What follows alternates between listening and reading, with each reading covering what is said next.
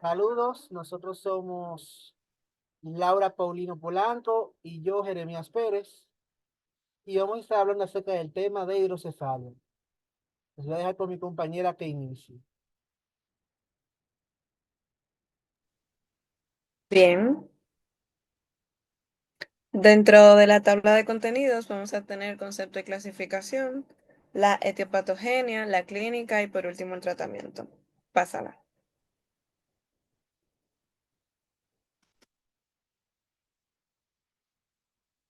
Bien, en el concepto tenemos que la hidrocefalia es la acumulación de líquido dentro de las cavidades profundas del cerebro o de ventrículos.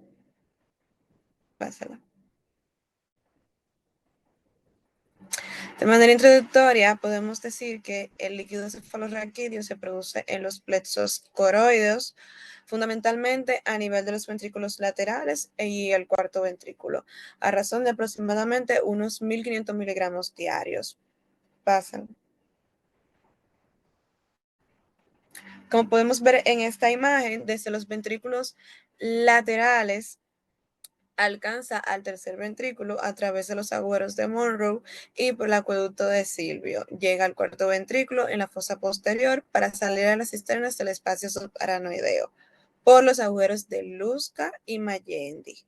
Luego circula por los espacios subaranoideos y se reabsorbe a nivel de las granulaciones aranoides en la convexidad dural.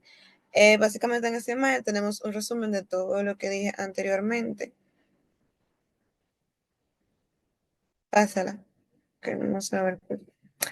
Clásicamente podemos distinguir o dividir dos tipos de hidrocefalia. ¿Cuáles son estas? La hidrocefalia no comunicante, también conocida como obstructiva, y la comunicante o no obstructiva. En la no comunicante u obstructiva, lo que existe es un obstáculo a nivel del sistema ventricular. Y en la comunicante o no obstructiva, el líquido cefalorraquídeo alcanza el espacio subaranoideo, pero a este nivel tiene dificultades en su circulación o reabsorción. O sea, sí puede llegar, pero para la reabsorción o circulación no es de calidad, por así decirlo. Pásalo. Vamos a ver la etiopatogenia.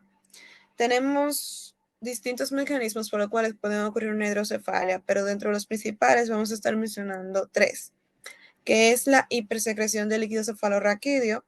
Es muy raro que ocurra, pero por ejemplo podemos verlo en casos de un papiloma en los plexos coroides.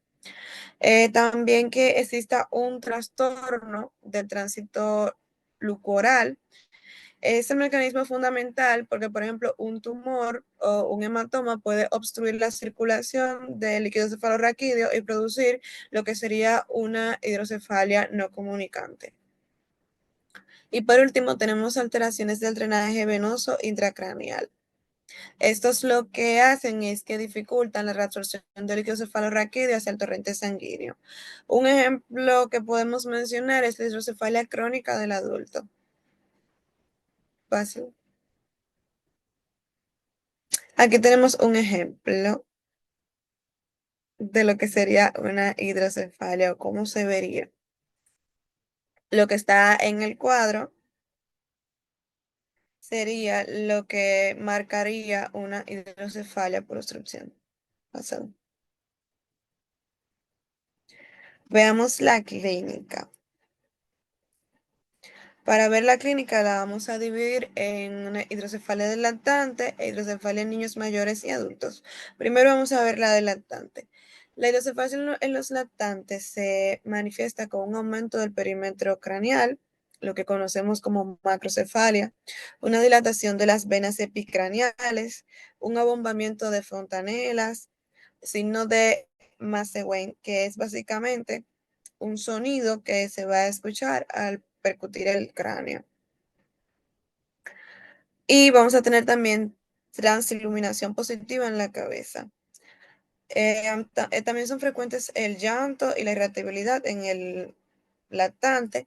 En la exploración puede evidenciarse en casos muy avanzados ojos en sol poniente y alteraciones de ritmo respiratorio. Los ojos en sol poniente son los ojos que observamos en la imagen del bebé que está acá. que tiene forma de almendra, pero como hacia arriba. Por eso se le dice que es como cuando el sol se está poniendo, cuando el sol está saliendo. Pásala. La causa más frecuente de una hidrocefalia en recién nacidos es la estenosis congénita del acueducto de Silvio. Por lo tanto, hay un mal drenaje y se acumula el líquido cefalorraquídeo. El diagnóstico se realiza mediante una medición del perímetro craneal, es el método más sensible, y pruebas de imágenes como una ecografía transfontanelar o una resonancia magnética, que es una técnica aún más específica. La radiología simple de cráneo puede evidenciar diastasis de suturas y en los casos muy crónicos, unas marcadas impresiones digitiformes y agrandamiento. También puede darse a conocer a través de una radiología simple lo que son las descalcificaciones de la silla turca. Lo que observamos aquí en la pantalla es una hidrocefalia neonatal medida por ecografía transfontanelar, un corte coronal.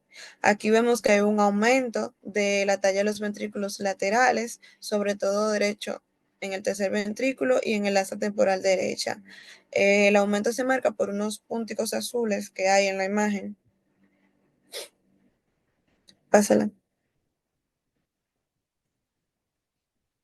Entonces, para hablar de hidrocefalia en niños mayores y adultos, la vamos a dividir en agudas y crónicas. La aguda, esta es la clínica de básicamente rápida instauración, incluye cefalea, náuseas y vómitos. Puede haber edema de papila, parestesia del cesto paracraneal y también puede haber trastornos de la marcha. Esto puede desencadenar una disminución rápida o brusca del nivel de conciencia hasta llegar al coma y producir la muerte. Hay un dato importante y es que la dilatación aguda del tercer ventrículo generalmente se observa secundaria a tumores en la región pineal. ¿Dónde podemos ver ese tipo de tumores? En el síndrome de Parinao.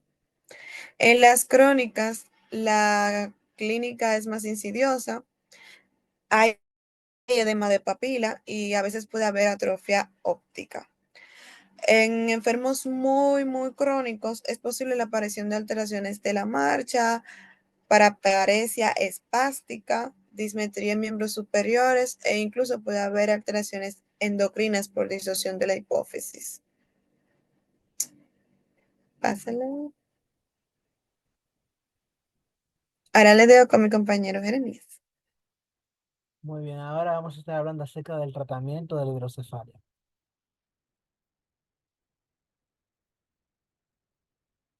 Muy bien, aquí podemos ver primero algunas técnicas que se utilizan para el tratamiento, como es el caso de la colocación de válvulas, de catéter ventricular, la derivación ventrículo-pleural, derivación ventrículo-atrial y la derivación ventrículo-peritoneal. Muy bien, empecemos con el drenaje ventricular externo.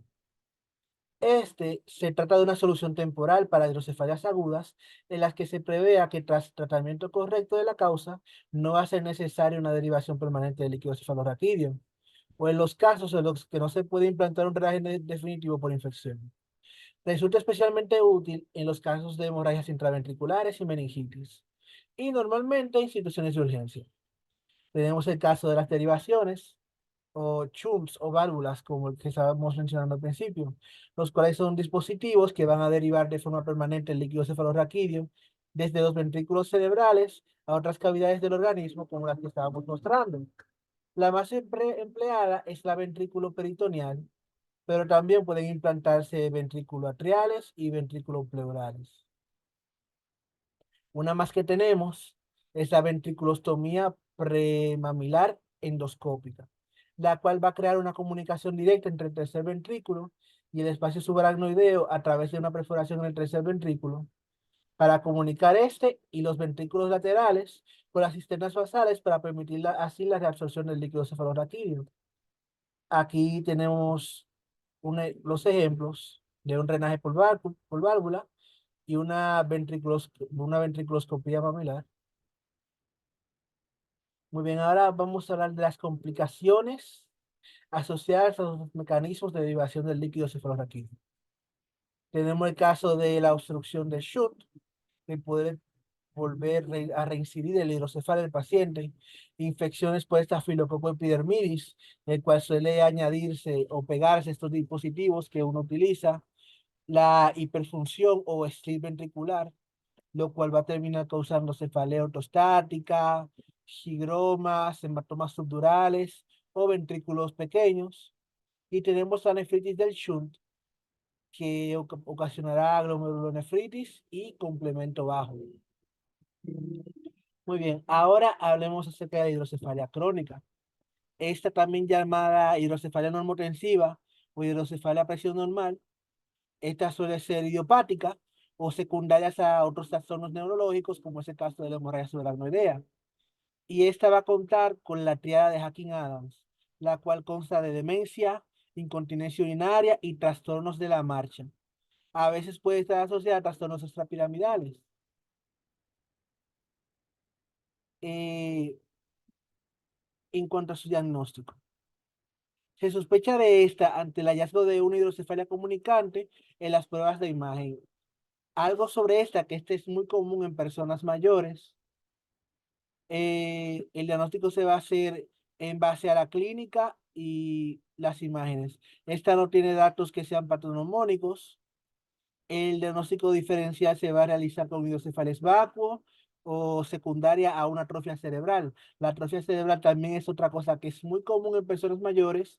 La atrofia cerebral hace que el cerebro se ponga más pequeño y para rellenar la cavidad se produce más líquido cefalorraquídeo. Por lo tanto, debemos de diferenciar a la hora de hacer un ataque. ¿Y qué nos ayuda a diferenciar? A la clínica, la triada de Hacking-Adams. Otra cosa importante a tener en cuenta es que una vez este líquido es sacado fuera de los ventrículos, esta triada suele solucionarse. Muchísimas gracias por su atención.